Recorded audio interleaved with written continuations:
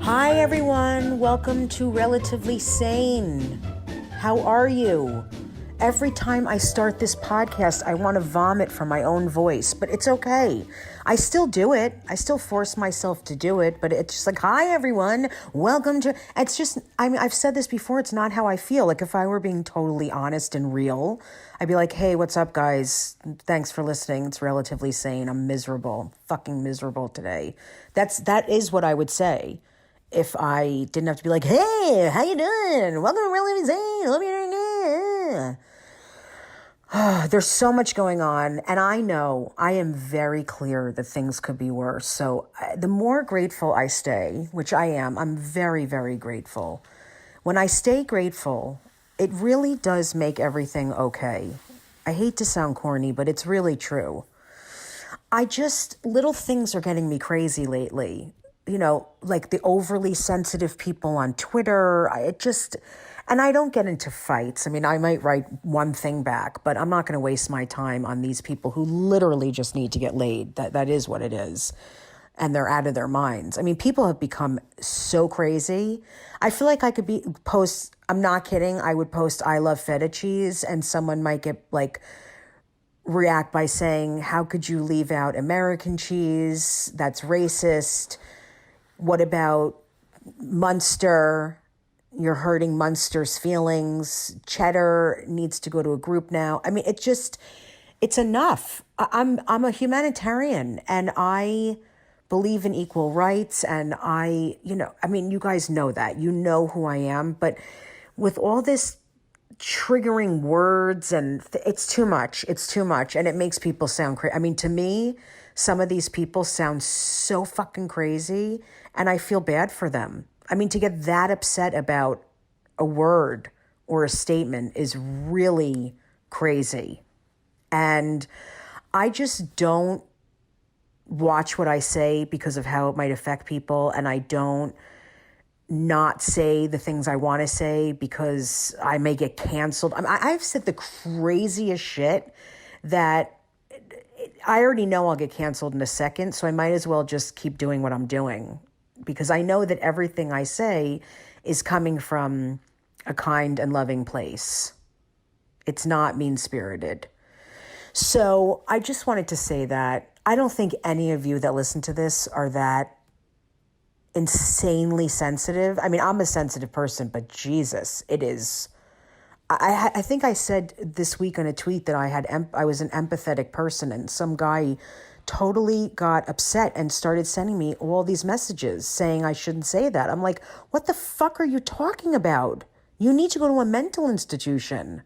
Speaking of, how amazing would it be right now to go away for a month or two into some kind of, I almost just said venue, some kind of hospital or group setting, whatever the fuck it is, like in the woods, and you wake up and you have your meals made and you go into groups and you meditate and rest. I mean, I don't know, I might just get myself to the point where I'm having a nervous breakdown and admit myself. I might do that when the virus calms down. I have no idea what I'm talking about. I just love you all. I love your support. Please keep spreading the word. There's so many great episodes coming out. I love you. Thank you again and enjoy this episode. Hi, everyone. Welcome to Relatively Sane. I am Jessica Kirson, and I am here today with one of the funniest people on earth. I adore him. Not only do I think he's hysterical, but I really like him as a person, which isn't always the case, even though I pretend like I do. Yeah. That's the nicest. Man, that means a lot coming from you. It's true. I am such This is Dan Soder. It's Dan Soder, and he has a low self-esteem like we all do. But was that uncomfortable? It was uncomfortable, but also at the same time, it made me feel, when I get complimented by comedians that I genuinely like, respect, and to be perfectly honest, fear following. I think that is always the greatest sign when they're like, I think comedy, we were just talking off air about how we miss the actual life of comedy, of seeing people and seeing different comedians out and about And comedy's a great job where you can see someone that you like look up to and respect and really think they're a great comedian, and they can be like, hey, good work. I told Louis CK years ago, before he threw his cum at everyone, I told him, I told Louis, Before he I, slung his jizz. before he fucking zoo monkeyed everybody and just fucking, dude, that's when everyone asked me, they're like, how could you like Louis CK? I'm like, we've all felt like zoo monkeys from time to time. It's just, maybe Oh, he please. uses Yeah, he's complimented me, so I'm fine with him. I'm joking. yeah, that's exactly. So go but he's never complimented me, but I still will think it's it was one of those things where I showed up at the cellar, and sometimes it's just like the biggest comedians in the world are just standing in the back hallway.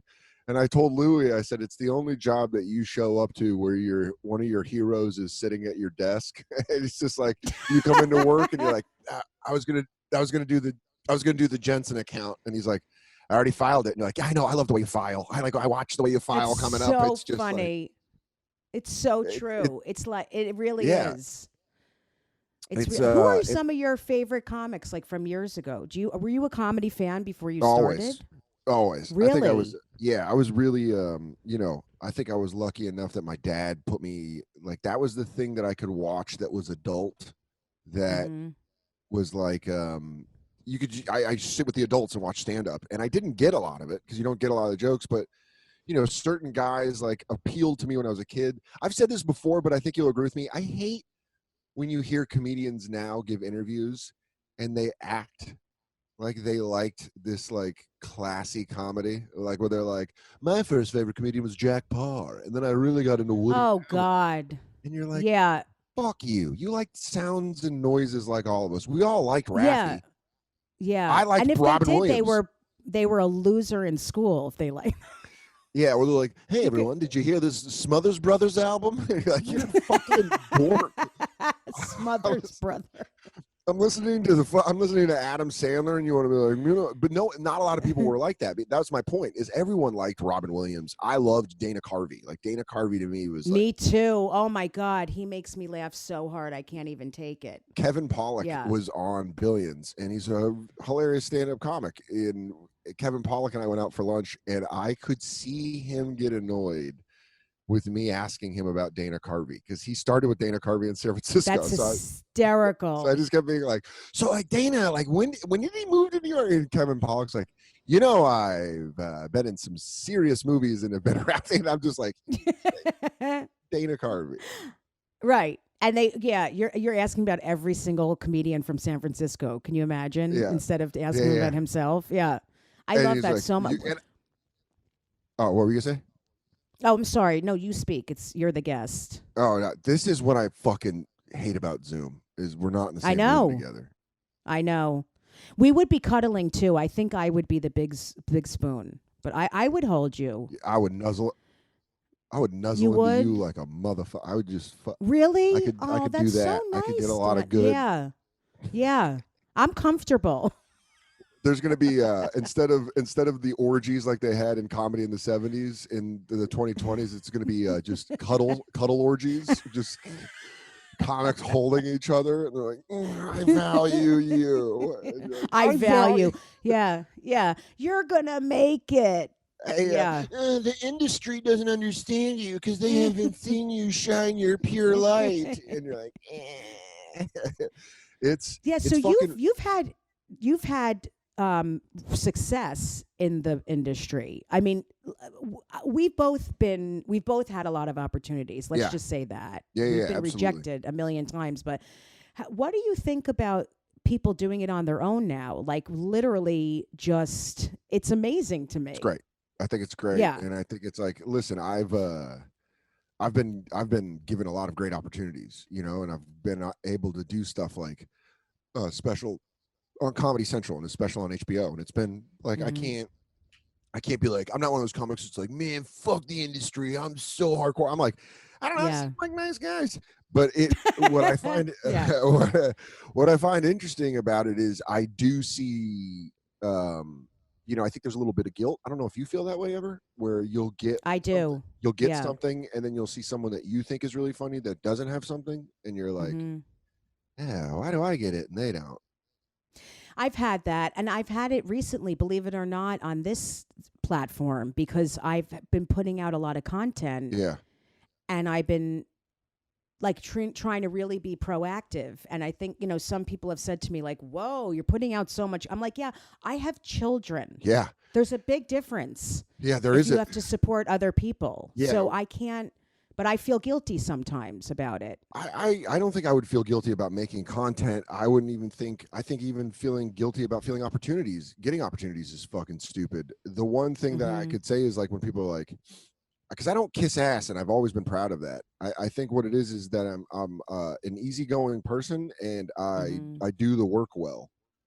So I think they're like, yeah, I'll work. If you have a guy at work that doesn't bother you and he does the job you need him to, I think you'll be like, hey, call Tim again. That guy's not a psycho. But when someone shows up and throws the papers and is like, I'm the CEO, and you're like, yeah, I can't have you back in this office. You're fucking crazy. But you are so right. You're Yeah. so right about that. Also, and Jessica, you're a person I love because we can get absolutely fucking real with it. There's some people that bitch about not getting opportunities because they suck, and no one's told them they suck. So but it's they like, don't think they do, Dan. no, because that's really psychotic to me. I've talked about this before. Yeah. When someone goes up and bombs, and no one's laughing or even smiling, and they get off stage and go, that was great. And I'm like, for who? Yeah. That was you're psychotic. You need to be in a mental institution because that did not go well. If you're not washed in shame after doing okay, I don't know what the fuck. One of my favorite things an outside comedian said to me that I thought was really, really funny, because comedians are extremely hard on ourselves. We're very, very hard on ourselves. My girlfriend was like, you're the best at beating yourself up out of anybody. She's like, whenever I talk to you, it's like the scene in Liar Liar where Jim Carrey's just kicking his own ass. Yeah. It's just like, fuck you. But the funniest thing is David Costabile, who plays Wags on Billions. He was like Gale in Breaking Bad. This guy is like possibly one of the greatest actors of our generation. This guy is such a fucking great actor. And season 1, when we were first starting to work together, he's like, we were in the makeup chair, and he's like, so you're a comedian? And I'm like, yeah. He's like, you guys are the meanest to each other. And I go, what do you mean? He goes, you guys are the second meanest people to themselves and other people in entertainment. And I go, who's the first? And he goes, Broadway dancers. And you're like, yeah, dude. Oh yeah, they're nasty, dude. That's to who each we other. are. But I also think we turn it inward. So like bombing for me or you, if we bomb, we're like, you have to go sit in a room and just like in silence. But I think these psychos that are in the business, they bomb and they're like, I looked good up there. And you're like, or they blame the audience. They never take responsibility. It's it's about confidence. You're right, because some of them are so bad, but they're so confident. It reminds me of my old character. I don't even remember the confident ugly girl, where you would be like, is she hot? Yeah. I thought she was fucking heinous, but she's so confident. I think she's hot now. She can just walk through it all. I think she really thinks she's on top of the world. There are a lot of, and I think stand-up, what we saw, anyone that's been in comedy over 10 years has seen the last 10 years just be like this bubble that's like, and you're watching people just make like corporation money, like being a comic, and you're like, this is fucking insane. And then you started just seeing the little rats come in, and they're just like, and they're like, I'm a YouTube star. Can I do stand up? I know. Tim Dillon's been killing me with that shit. Tim Dillon, and he's one of the people that I love. He's one of the people that I can call and I could just say a name and he'll be like, well, what are we worried about? What do you think? They're going to be around in 20 years? He always has a way of doing it where he shits on you, where he's like, listen, they're going to be in the mansion. You're going to be chasing your art under the train in New York City, an uninhabitable shithole. And you're like, all right, Tim. You do the best voices and characters. Was that a dream for you to ever do that? Like, my dream was a sketch show. That was my dream, to be on Saturday Night growing Live. up. So growing up, and you grew up in the tri-state area. So I feel like I grew up in Jersey. Yeah, people who grew up around New York City and even in the vicinity, not in New York City, I feel like SNL to you was like a real thing. Yes. Where to me growing up in Colorado, it was like, that's on the TV. That's Saturday Night Live on the television. You go all the way. Do we have an antenna? Yeah, it really was like that thing where you go, well, holy shit. And they filmed this thing at 10 o'clock their time. Well, that's 8 o'clock our time. That don't make no damn sense. And it's just like that kind of thing where I'm an only child. So for me, it was like, I'm an only child. I'm a weirdo. And I was alone a lot, just a lot. Most of my. Me too. Yeah. So that explains exactly why we both do voices in weird shit. That's so true, Dan. You know, I've said that. So people said, have you always, you know, there's always that question. Were you always the class clown? I said, I have been making faces and voices since I can remember.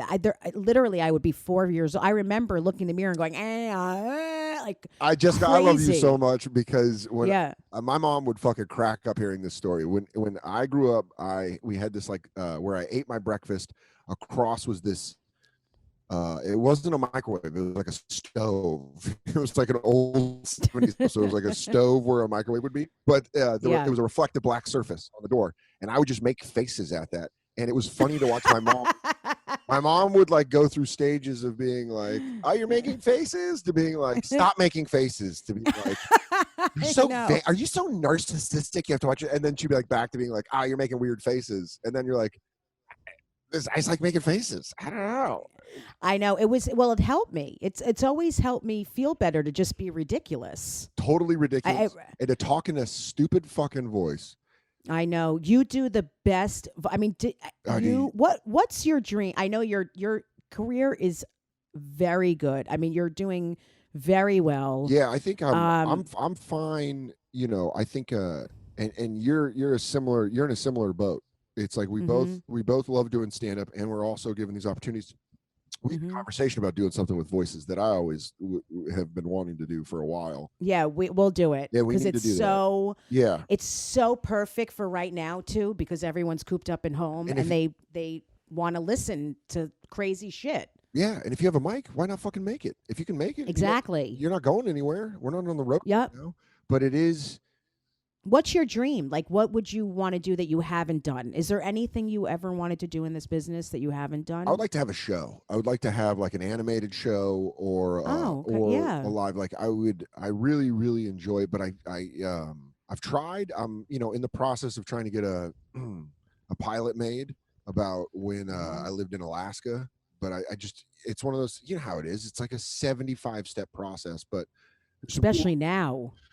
Now it's fucking crazy, but we had a lead before, and there's some really cool people involved, and so it was just kind of like I would really like to make that. But growing up, always doing the voices and listening to stuff like I was obsessed with The Simpsons, and I loved SNL, and I loved the Jerky Boys, like prank phone. Me too. Oh those my were God. the best.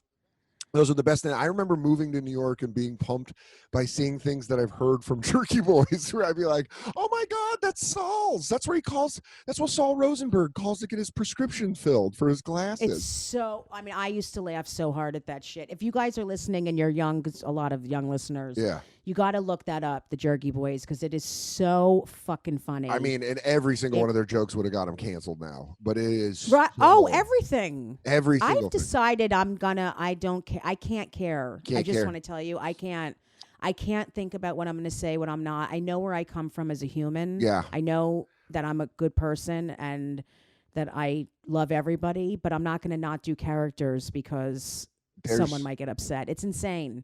I think it's one of those things now where with the response in comedy is, I'm interested to see it, but I think it's going to be a lot of people being like, nah, man, we're just going for funny. We're going pure funny.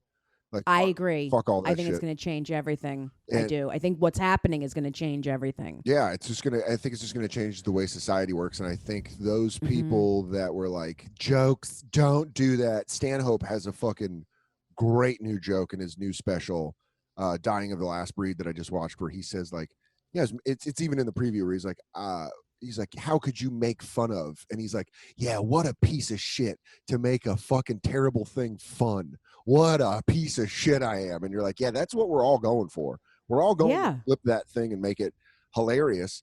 And growing up, that was always the thing that helped me. And I'm sure you're the same with my loneliness. Like when I could be funny and get a reaction out of a person. Also, both my parents were funny. My dad was very, very funny.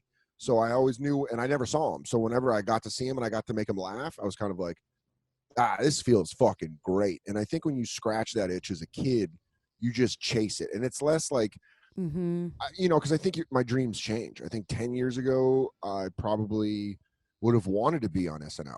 And I think I would have wanted to, be on an NBC show or some shit like that. Like, I think SNL was like a thing where I was like, I could do voices, do a lot of impressions, and then got the opportunity to audition, didn't get it, and kind of realized, you take that L and you're like, all right, well, I'm not.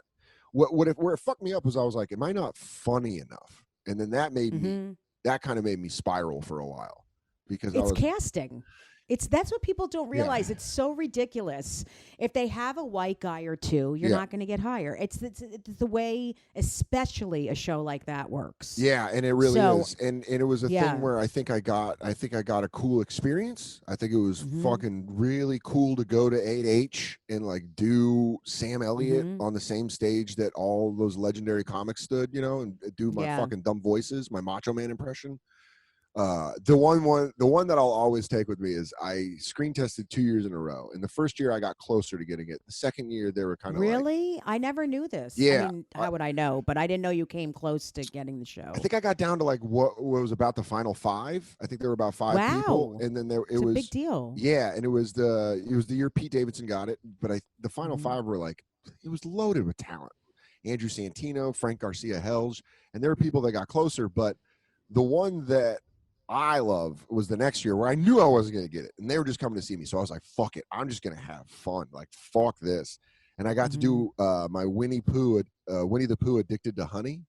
And I made can you do an example? Yeah, where I was like, at first you don't realize you're hooked, but you wake up in a parking lot in nothing but a red shirt. They're all gone. Tigger, Piglet, Eeyore did himself in. I never thought he had it in him. It's like, That's amazing. My name is Winfred Pooh Bear, and I've been sober for 14 days. I haven't thought about honey. I understand that I'm powerless under it. Yeah, and I made powerless. Yeah, I made Lauren laugh, and like they don't laugh, and he was just there. Yeah. And that was like the one where I was like, fuck, okay, cool, that's fun. I can go now. I have a fun radio show with Big J. Like, I'm fine. I'm doing stand up, and it was like, maybe I was bummed about getting SNL, but I got the bonfire, and I got to do, which easily you are one of my favorite guests ever. I mean, oh my God, your fans are. They're seriously, they're unbelievable. Yeah, they follow me. They protect me. They get into argument. Like, they're unbelievable. They bought I love them. disgustinghawk.com, I know. which was great. It's like, and I'm not really a public guy. Like, I really, really, really have always been kind of to myself. Like, I like hanging out with people and being in comedy. But as far as my private life, I don't like a lot to be out there because it's like, let me go live a life and then write jokes about it, and then we can enjoy that. But now we're in this culture where everyone's like, come see how I shit. I want you to watch me eat. You're going to watch me eat, and then I'm going to poop it out, and you're going to see the whole thing. And you're like, why the fuck? Why would I care? Why would I care about a girl that worked at a fucking I really do want to see you poop. Yeah. Hey, that's going to be that's when it's going to get real desperate, and I just have to go to those pay sites where I go, hey, guys, this is me eating a burrito. Welcome to Stuffing Dan. And I'm like, just me in a bib. I'm the same with way. Lipstick on.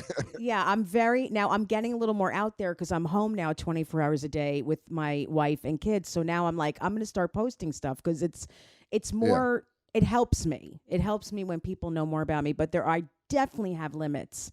And there's certain things I will never show or talk about or anything. I think there's ways to. I always found interesting was like how I could talk about something so deeply personal without completely giving away my life, which I found a fun kind of mini game in writing a joke. Like, if I do a joke ever about an ex-girlfriend, I don't want a name in there. I don't want anything traceable in there. You'd have to do some real detective work to fucking get to it. But my mom's in my material because I was raised by a single mom. And what I love about it is it's not public enough that you'd be like, I know who this woman is. I know where she lives. I know what she does. They're just like, oh, and and the Bonfire fans really respect that, and I really fucking love that, and it makes it easier for me to be more personal on the radio show. But my favorite story is, man, my mom. A lot of comedians have similar moms where it's never enough. Even though I love my mom more than anything, I love my mom more than anything, and I'll fucking die for her. I will go to war for my mom. She can make me feel like shit faster than anybody on this planet. I know. I mean, honestly, trust me, I get it. There's like there's always in like when you talk about boxing, there's like boxers sometimes are like, this one guy just had me figured out, and my mom just has me. She can just fucking strip me down in a second. Give me an example. This is the best example. The second time I did Conan, I got a call from JP Buck, and he was like, hey, we're going to have you out in March, and the set's approved. You're good to go. We're going to have you back on Conan. And I'm like, fucking yeah. Conan's my guy. I fucking love Conan. He's the only late night I ever wanted to do. He's incredible. He's the funniest. He's just the fucking one of the greatest of all time. And so I'm like, fucking Conan. All right. And I call my mom, and I'm like, hey, I think it was like April 18th. I'm like, April 18th? I'm going to be back on Conan. And my mom goes, oh my God, when are you doing Fallon? And I was like, what the fuck? I was like, what the fuck? I know. I don't know. Fuck. I don't know. It's so funny because my dad came to my special. Yeah. And I did 2 sets, and the first one was good, but the second one was like, and for me to say this means it went well because I am so hard on myself. Yeah, hell yeah. It was a great set. And I did an hour and 15 minutes or something. And my dad was talking to my friend after, and he's like, she did great, but in the middle, she lost a little steam. I'm like, are you fucking kidding me? Oh my God, dude. Oh my God. I lost steam. Like, I didn't even know where he was talking about or what jokes, and I couldn't let it go. It's so funny to hear that, and I honestly, in a selfish way, Jessica, it's comforting to hear that, because anyone that has ever seen you kill understands that you destroy a room in a way where it's like, there's a couple people that I've seen kill where they actually genetically change the room, where the DNA of the room is completely different. I've seen you kill like that. I've seen Bill Burr kill like that. I've seen Louis C.K. kill like that. I've seen Greer Barnes kill like that. Godfrey, I've seen fucking do that. There's guys annihilate. There's guys where you're like, oh, fuck, whoa. Like in the room where you're like, everyone calm down. Fucking calm down. Yeah. And it's insane. And it was like I remember one time Artie was hosting The Cellar in like 2012, and Greer fucking destroyed. Like, yeah. You know where there's like, where it's the kill so hard where it's just 1,000 conversations after he's done? Yes. Where everyone's like, what did we just go through? And it's loud. I know exactly what you're talking about. I love Artie Fuqua, but Greer, it was the sparkle talks, and then fucking, and then Artie's like, Dan Soder. And you just go up there and you're like, hi. I know, it's challenging. I've had to follow Leslie, and she murders. Ripped the murders. Yeah, it's so, sometimes it's hard to, I've had a hard time following Ricky Velez. And yeah, Ricky, a bunch of comics I've had murders. Michelle Wolf. Wolf murders. There's it's fun to see that. Yeah. I love being at like the stand and seeing like, I'll watch like Ron Bennington murder, and you're like, all right. Oh, he's amazing. Or I love him. I went on the road forever. Shane Gillis was featuring for me for a long time, and he would be killing. Him and Tim Dillon are the two of the features that I remember being on the side of the stage, being like, okay, all right. Yeah, now I have to work hard. All right. You hear the crowd going, you go, yeah, all right, I get it, and I love what you're doing. Just like Tim Dillon in Vermont, he just had this one show where I remember sitting backstage being like, what am I going to do?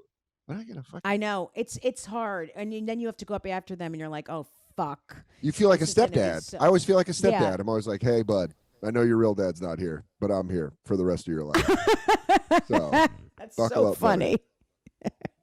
So you grew up with just you and your mom, which is a very interesting way to grow up. Yeah. It's... very... Yeah. Someone called it... Recently, someone was like, oh, you're a husband. And I go, what do you mean? And that's hysterical. They go, that's when your mom treats you like a son husband. And my girlfriend said the fucking funniest thing to me yesterday. She goes, man, your mom raised you to be a good dog. Like, you're trained like a good fucking dog.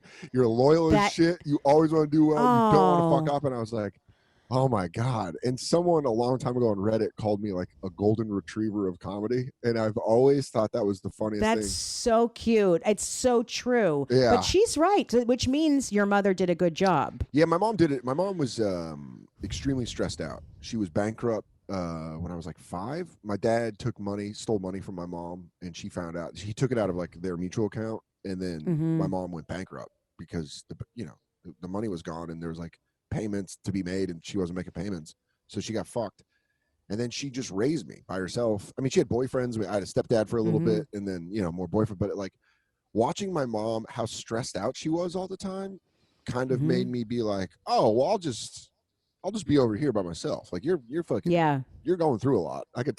I was like 7, and I'm like, you're going through a lot. Why don't I go? Yeah, for a boy too. You don't know how to handle that. Yeah, I mean, I would think it's harder for boys to be around that kind of stuff. Yeah, well, I think it's like confusing as fuck, because I think you're kind of like, what do I do? I think all men have that, where they're kind of like, do you want me to help, or should I listen? And sometimes, well, just so you know, I'm in the same position. Oh, okay, good. Then it's good to know it's just a fucking human thing. Same. Well, meaning, no, I'm in that role in my relationship where I'm always like, should I say something? Shouldn't I? I don't know what to do. Like, I'm always in trouble. Yeah, I'm in the same. Yeah. This quarantine it really exposes, I think, a lot of parts of your personality where you're like, oh, this is hardwired into me.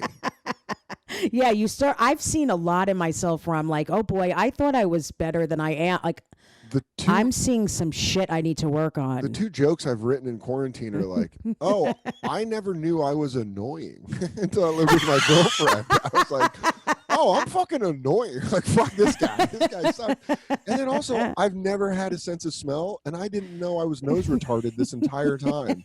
And my girlfriend's like, how can you not? There's stuff where she's like, how do you not smell that? And I'm like, what do you mean? You've never been able to smell? For me to smell something, it's got to be within a foot of my nose. Wait, I'm very confused at how you didn't know you had that issue. I just thought it was like, honestly, this is the only way I can explain this. It's like Simple Man thing, where I was just kind of like, yeah, okay. Like, I was just like, I don't know, I can't really smell. And I would like, I love farting, and so do I. I love farting. Isn't it the best? It's really. It's the sigh. It's the sigh of the butthole, and I sigh a lot. And my girl, I said it. I was, when we were talking about how I couldn't smell, and she was blown away by it. And she's like, "It's amazing your farts don't smell, because you would be a monster if you're fucking." I'd be like a supervillain. Like, if I didn't You know have what a you'll sense be of... great at? You'll be great at changing diapers, because it is rancid. When I tell you it's rancid, I don't know what happens in the baby's body to make it. It's like it goes through a garbage dump and then comes out. It's fucking amazing. I've always been one of those people where on the subway, when you get on a car that smells like piss, like a homeless guy pissed all over the place. How long you want me to go for? I'll ride that all the way home. And my favorite is when I'll be on the train and I'll be sitting there and it'll come to a stop and it's like 5:30. You know what I mean? So it's packed. And one train has like no one in it. There's like a couple people in it. I'll see the people as they're holding their bags and the train comes in the station, and then they'll see me and they'll be like, oh, regular looking white guy. This looks fine. And then they get on the train and they're like, oh. Like they get hit with the piss smell and they're like, oh, fuck. That's good that you don't smell that. That's horrible. Yeah, but then there's also stuff where like we've been eating and she's been like, can you smell that? And I'm like, not really. It smells fine. Whatever. And she's like, so I feel like there's stuff I'm missing out on. So while I can't smell like the terrible stuff, I think there's probably like a lot of great smells. Well, bread, if you walk by a Subway, it's fucking amazing. Yeah. Or a bakery, or honestly can't even tell you what bread smells like. I mean, I think I've smelled bread, but like I couldn't smell it out there and be like, oh, someone's baking a loaf. I'd be like, I don't know. It smells like I smell a Kaiser roll. Yeah, like that kind of thing where you go, oh, someone's making a banana with a slow rise banana bread. I just walk through the street and I go, well, most of the stuff is nothing. Most stuff is. I have to tell you, over the years, you just said about banana bread, when people are talking about cooking and like different textures and the banana bread, I can barely fucking wipe myself at this point. Okay? It's a lot for me to brush my teeth. Like, I will never relate to that. Can we ever. be, Jessica, can we have a true moment of honesty between each other, even though we're on a podcast? No, I want it. Have you forgot to brush your teeth like I have several days? Yes. Okay, thank God. All right. I have no shame saying that. Oh my God. I've also been in the same clothes for 2 days and not even realized it and been like, what the fuck am I? I'm home. I look homeless right now. Like, this is really bad. I'm dressed. I'm always dressed, and I don't know if you can see my shorts. I'm always dressed like a tornado just hit my house. I'm dressed like I'm moving fucking walls to find pictures. Or like, me too. I've been wearing sweatpants with the strings out, with like disgusting fluffy socks. And a t-shirt with stains. With my hair, I literally look like I've been mugged and homeless. I've been eating to the point that any sort of shape I was in is gone, and now I just have this like weird teardrop body. I'm just kind of like, as I eat, I'm just kind of like, I'll eat shit at 2 a.m.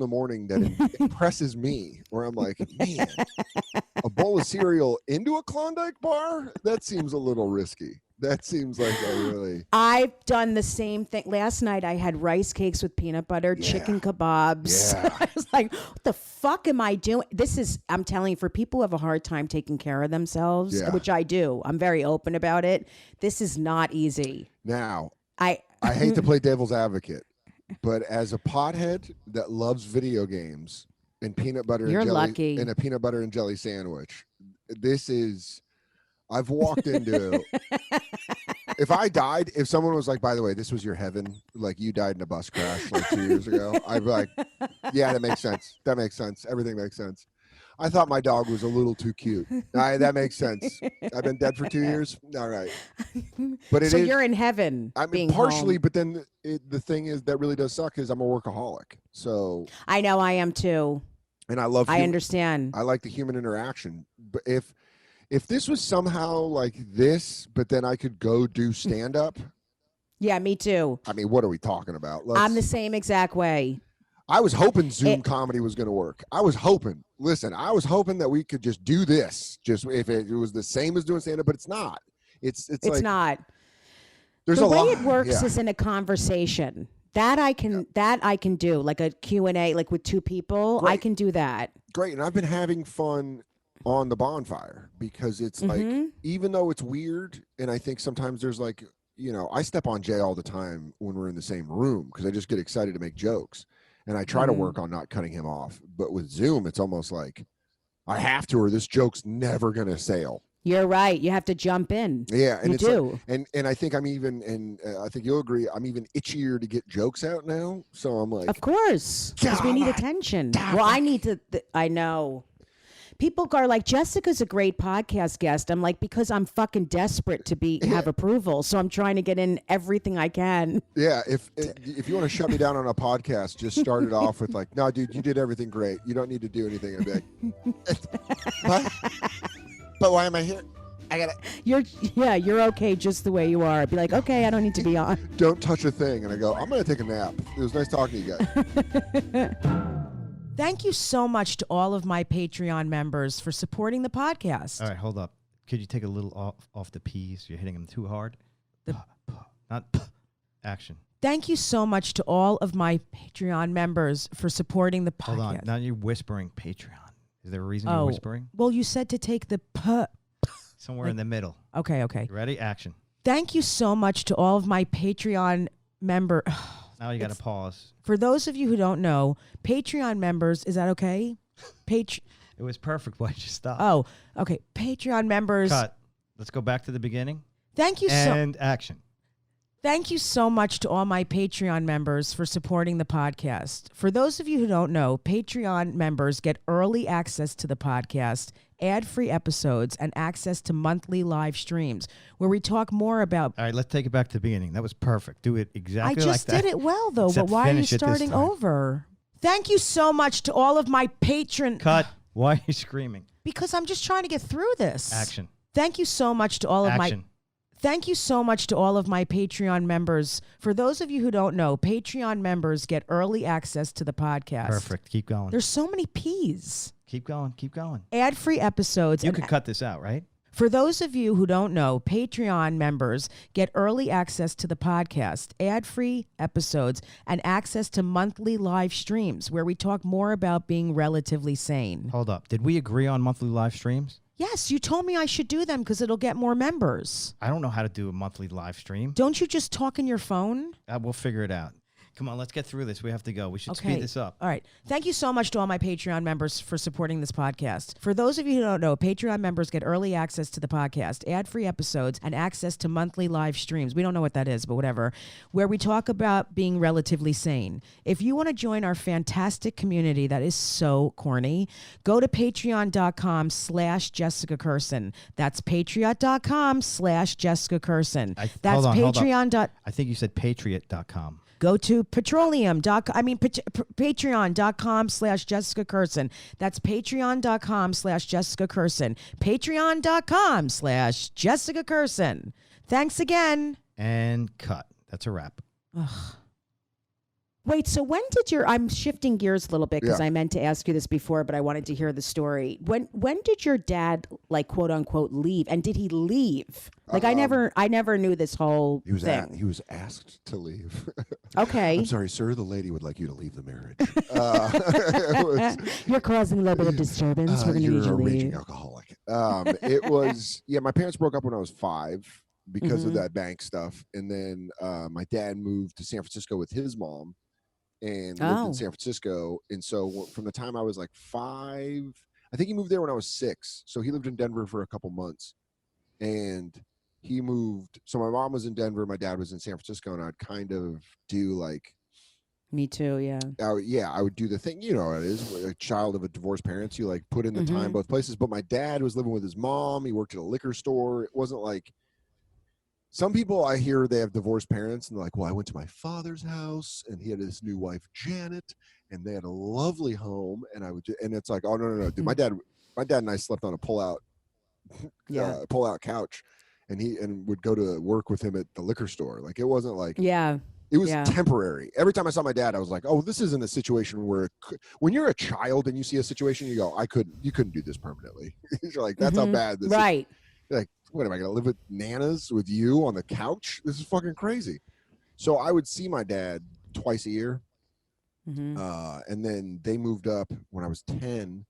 They moved to this like small lake town in Lake County, California, and sucked. I loved it.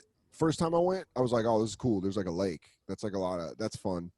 And then you really get to see what lake people are like. And most of them are very nice, but there are some real, white trash is like. Yeah, it's bad. That's why everyone's like, oh, black people. I'm like, white trash is the worst group. It's the most, I think it's the most venomous group. It's the most like. Yeah, they're disgusting. Like. There's systemic reasons why ghettos exist. You know what I mean? There's like historical reasons why black ghettos exist. White fucking poverty is like, oh man, you took some swings at people. But you also see people that were like, that's what I've always found interesting about how the United States works is like, that one sketch that Che and Brian Tucker wrote on SNL, Black Jeopardy, where they had Tom Hanks as the Trump fan. That was so funny. And I always laugh about that because you're like, yeah, man, there's a lot of similarities between like super poor white people that are rural and super poor people, super poor black people that are urban. Like that fucking in cities and rural, there's a lot of attitudes they're saying because shit rolls downhill. So they're just like, they're eating science food. They're fucking jacked up on caffeine. All like they're just drinking Mountain Dews. Like, this is not fucking, like they drink Mountain Dews the way rich white women drink oat lattes. Like they're like, that's their thing. Or they're just oat latte. There's like, oh, fuck it. But it was interesting to see that because my mom had me in the suburbs. So I was just like around people that like weren't poor, but weren't rich. They were just like, everyone worked and everyone got by. But then I'd go see my dad and I'd be like, wow, wow, like this is fucking How did your mom crazy. feel when you went there? Was it hard for her? Like that would be hard for me. Yeah, I think what sucked for my mom that I didn't realize when I was growing up was when my dad lived in San Francisco, I would come home and have legitimate like heroin withdrawals for like 2 weeks, where I'd be like, I just want to see my dad, and my mom would be I like, know. okay, well, I'm working 70 hours a week to put a roof over your head and give you the toys. So can I get a little bit of appreciation? I'm like, but Dad's funny. And my mom's like, I know. this My God, I have cocksucker. such a similar situation. You and I Yeah. have a very similar. I mean, he had a home and lived right near me and whatever, but my dad would make me laugh Yeah. 24 hours a day, and I hated not being around that because it was fucking hilarious. It was so fun. My dad Yeah. always talked to me like an adult. So did my mom. Me too. To a certain extent, but my dad would joke with me like I was an adult, like I was one of his bar buddies. He'd be like, "Oh, this is so and so." Like I remember he would make jokes where I'd be like, I didn't understand them until I was older. And he was like an old bartender, so he'd be like, "God damn, that girl's got an ass like an $80 pizza," and I just wouldn't understand it. It's like he would talk in clips like that, and I'd be like, I know. "That sounds funny. That sounds like it would My be funny." dad would. My dad did the same thing to me, and I'm a girl. I'm not kidding. That's great. That's awesome. He'd be like, "Zugnish," like that's a Yiddish word for "don't touch, get away." Like, no, and it was a hot woman, and I'd be like, "Yeah, she's hot," and he'd be like, "Yeah, look at that."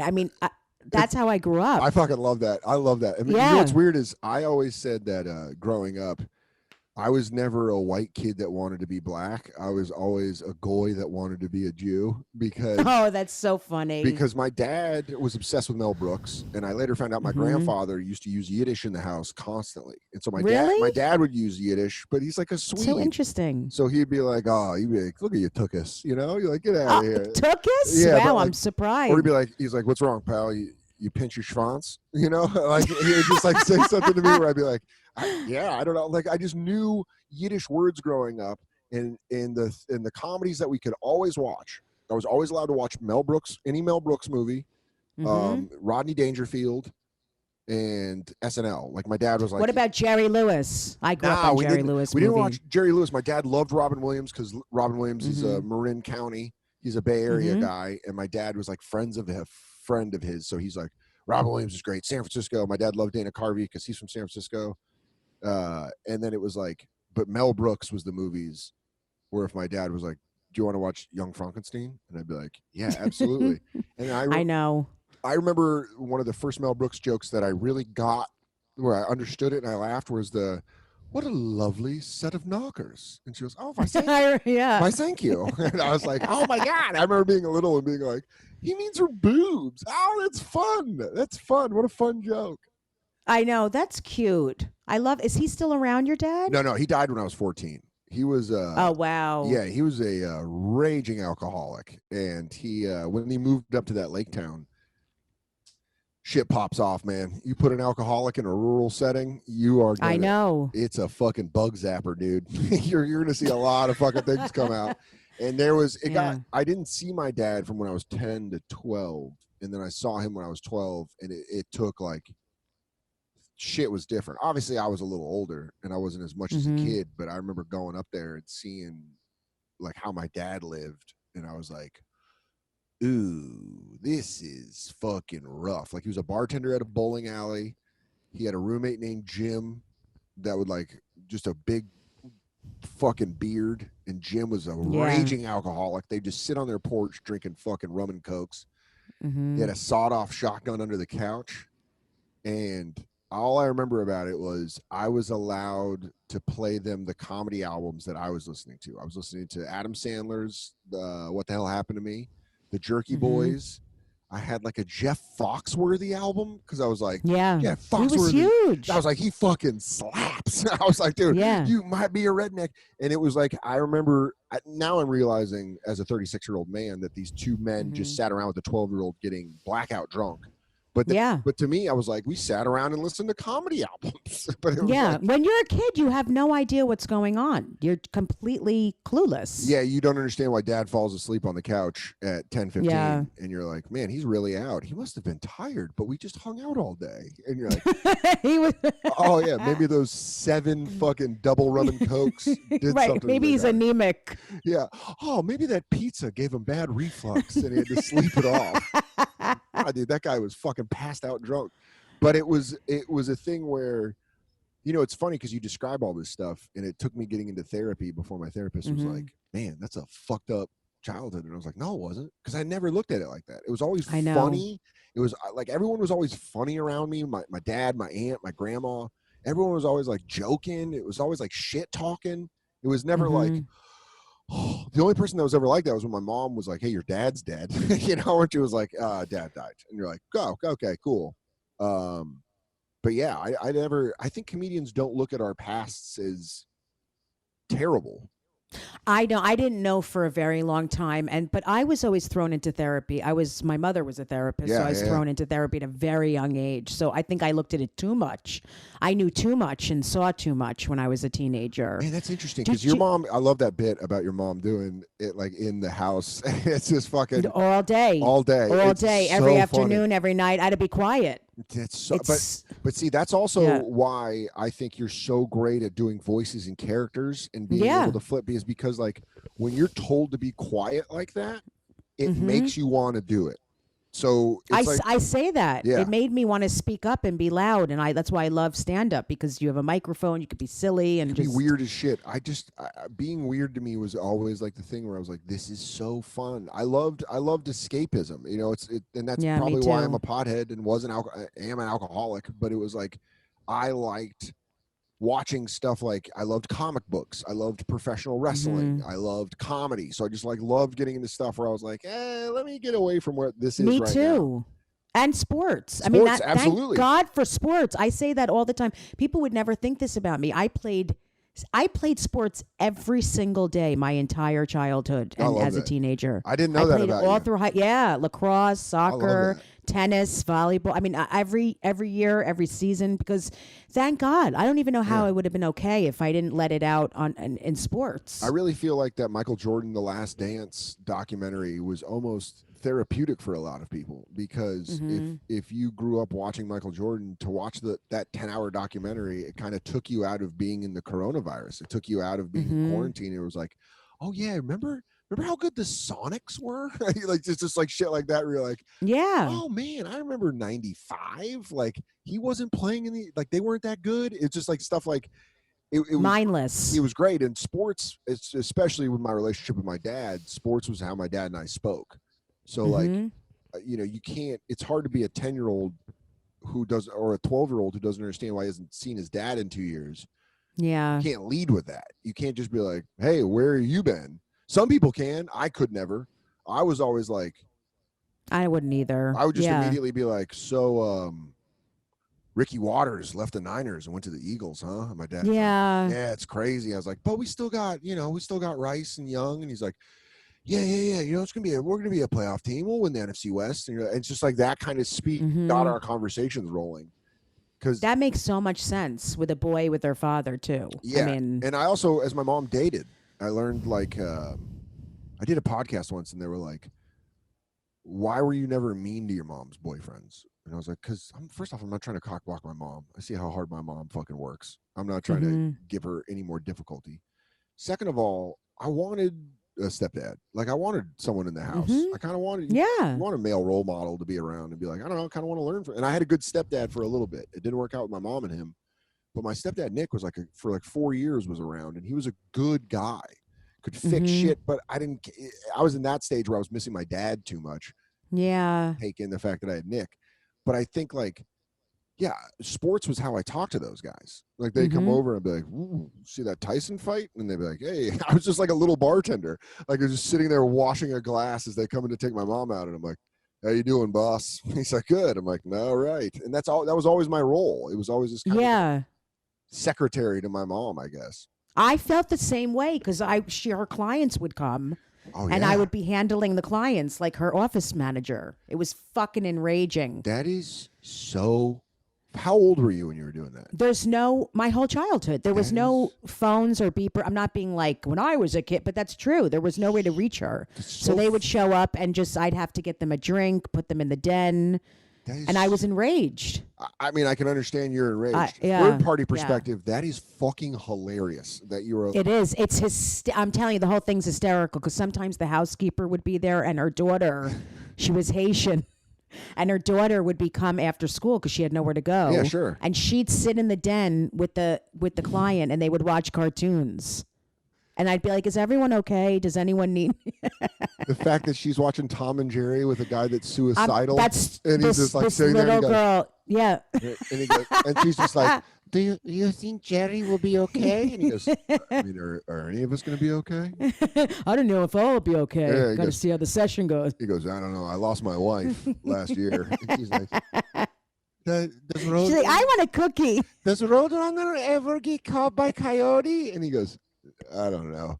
I love how my Haitian housekeeper's daughter is somehow Asian. It's turned Asian. The way you're doing. It's just completely Asian. She's gone full Filipino. I was going Do you Filipino. like to go through that? Mister, they no catch him. Impossible. And you go, all right, fine. You do the best Asian Yeah, character. it was either a choice of that or I was going to take a stab at Haitian, but honestly, Jessica, it's not my wheelhouse. I don't know it either. I would just do Will Vince. I would just go, why you think Tasmanian devil's so hungry? Hungry. It sounds Asian, but it does sound like Will a little. I know it's confusing. The Haitian one is confusing. Haitian's a hard one to get. It's a very hard one to get. It is. So from your dad passing, did you feel like, and from going from house to house, because I dealt with this, do you have abandonment issues? Oh, for sure. Sure. Like I definitely getting close to people. Yeah, that's why this has been so good. That's why this quarantine has been so good, because this has been an awesome time. I'm in a great relationship, and it's like, I know, I'm happy for you. It's just really real good. It's just a real good chance to be like, all right, let's see what's broken in me, huh? And also, I've been keeping my therapy going over the phone, and I think that really helps. And also, just like talk. I don't think people are around. Like, you're on the road all the time. You don't get an opportunity to be around your kids and your wife this much. No, this is very different. Oh my God. And it's definitely like a growth period where you're going to learn. I said it last night where I was like, man, there's going to be a point where I look back and miss this. Miss spending a Wednesday night watching Jeopardy with my girlfriend and my dog, and just being like, we've been watching Lifetime movies because they're so bad, and they're like, they're so bad they're good. Exactly. Yeah. And there's just like fun where you're like, how did they think this was a good what? Like watching situations. We're like blown away. We did it with like apocalypse movies in the beginning of the quarantine, and then now it's like all day Sunday we just rode through the Rip from the Headlines marathon. That's awesome. On Lifetime. Yeah. But because what it is it's like, it's just great to be there with this other person that you love and be like, let's just make fun of this. We don't have to go anywhere. You know, she's successful and works a lot, so it's like, I understand when everything's back up. We're both going to be like, the stress is going to be like, well, who can come home and take the dog out? Like, who can spend time with the dog? And like, when can we get dinner? And you're like, I don't know. And so now I'm kind of really trying to sit in it. Now that I see dates on the horizon, now that I see like, okay, Zane's in Nashville in July, maybe a date in June. And you're kind of like, all right, it's starting back up again. Maybe I enjoy a little bit of this while I can.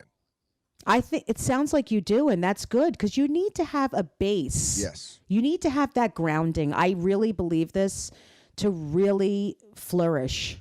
Not always, but a lot of the time to really flourish as an artist. You need that. I would, and I think more comedians need to hear that. And because it's true. It's something that I didn't realize until I had it, which was, and that's something it's funny because it's like, that's something my therapist said, and you're raised by a therapist. So you can see that, which I never understood, that I never had an emotional base because I've been by myself my whole life and kind of didn't want to get my mom's way, didn't want to bother my dad. I'm kind of in this situation where I was like, oh, I'm self-sufficient, which I am. And I've done great being self-sufficient. But you don't realize how much better life can get when you have a base, an emotional base of someone to be like, you can go all the way down with and be like, Yes. And then they're like, yeah, You're not alone. Exactly. And I think for the longest time, I really fought ever having that, because I thought, to me, it was like, I experienced a lot of people dying around me when I was a kid. So it was just kind of like, oh, if you come in, you're going to die. And I know. You don't want to die. So don't come I have in a similar thing, getting close to, that's been very hard with my daughter because, you know, of course I'm in love with her. I'm obsessed with her. I'm with her more now than ever. She's amazing, but it's scary. It's like, oh my God, she has this problem, and it's hard. It's hard getting close to even an animal. People, like, even with dogs and cats, I used to be like, I'm so afraid to get a dog or a cat because if something happens to them, I can't handle it. It's and especially hearing everything you've gone through as a parent, you know, with your daughter and her heart surgeries and stuff like that. It really is something, as someone that doesn't have kids, that you're like, I can't imagine how hard that is, because I think we have very similar issues. I think a lot of comedians do, and I think that's why we're able to go on stage and entertain so many people at once, is because it's like, yeah, one-on-one is where I struggle. Like, we've been laughing in quarantine because I'll do a small task, and if I fuck it up, I'll be spinning. But then, like, I'm calm as a cucumber when I'm filming my HBO special. Obviously not super calm on the inside. I've got the jolts, but like, if you watch me, you'd be like, you're very calm right now. And you're like, well, I know what I need to do and I know what needs to be done. Whereas like, hey, can you go get that blue hanger in the other room? And I'm like, I'm the same exact way. I think I'm afraid to do anything. I think I'm doing it wrong. Yes. I'm very hard on if I can't get something snapped in or fixed, I freak out and I'm a loser. You know, I'm so hard on myself. It's insane. And it is, and I know it's insane. Yeah, and that's what it's hard to understand, like, how you kind of react. But the one-on-one thing, it was like, man, if I loaded this quarantine up on difficulty level expert on letting people in, because it was like, moved in with my girlfriend, and then we got a puppy. And it was like, man, there was a real moment where I was like, why am I not completely letting this in? Yeah. And then I talked to my therapist, and my therapist was like, yeah, it's the same reason you've never let anything in. You're scared. Like, let it in. It's going to feel like shit. You got to let in the good with the bad. That's something that he said that I was like, man, I never even thought of that. Where he's like, when you let it in, you get the good, but you also get the bad. You're going to bring back shit from your childhood that's going to. Yes. And there was a week where I was kind of like, you know, a little tense and a little depressed and shit was coming in, and then I hit this moment where I was just laying on the ground in the morning after I took the dog out, and I just sit on the ground and pet her, and she's getting big now. And I was like, man, I fucking love you. Like, I'm like, you're in. You're fucking in. Yeah, you can't help but love something. I mean, that's the thing. It's human. You fall in love with it. Yeah. And it's been great. You know, I think I was getting real frantic and getting really like on edge, because for 8 weeks I was with my girlfriend, and I have an apartment in Astoria. And finally I talked to Vecchione, my roommate, and I was like, hey man, how's everything going? He's like, good. And then he kind of said, like, his girlfriend was living in our apartment with him. And he's like, oh, well, you know, she goes home 2 days a week. And I was like, oh, what? And he's like, yeah, she goes home 2 days a week. And I was like, oh, well, is it cool if I come home Wednesday to Saturday and just grab stuff? And he's like, dude, I would love if you came home and hung out. And I thought the second I left, and this is like the abandonment issues. I know what you're going to say. I thought if I left my girlfriend's apartment, that meant I wasn't a good boyfriend. That meant I was I get it. Or something. And I went home and spent 4 days at home without the dog, without Katie. And I was like, oh man, like I love my apartment and I love living with Vecchione, but I have now I have a life. Like, I have things. I have people. I have so it was a really good break as far as like coming back and being like, oh, that was all human, what I was feeling. Yes. Like, I wasn't, because I think I was feeling like, oh, if I left, I failed. But then I realized, like, no. And or the person's going to leave. Like, something's going to happen. They're going to disappear. And even it'll be your fault. And when I got home, she was like, I was just happy you came back. And you're like, happy I came back. I was worried. I know. I was worried you were going to let me back in. It's just like, yeah, everyone has their stuff. I know. Everyone. And we forget that.